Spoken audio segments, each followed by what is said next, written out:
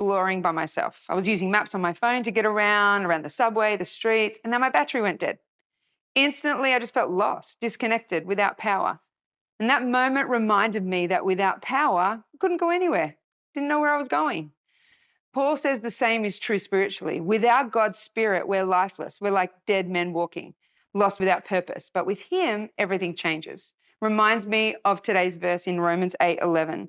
Says this, and if the spirit of him who raised Jesus from the dead lives in you, then he who raised Christ from the dead will also bring your mortal bodies to life through his spirit who lives in you. Romans is Paul's great letter about the gospel. And in chapter 7, he describes the struggle.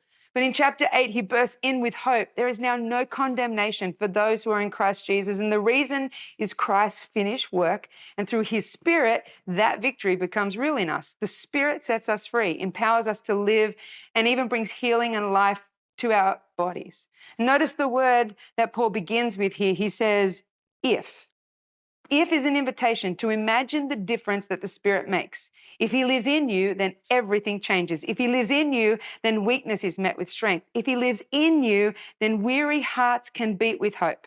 You know, that day in New York, I finally got back to my hotel. I plugged in my iPhone and the power flowed back. Charged, energized. I was ready for the next adventure. And that's what the Spirit does for us. Without him, we're lifeless. But if he lives in us, he gives us life.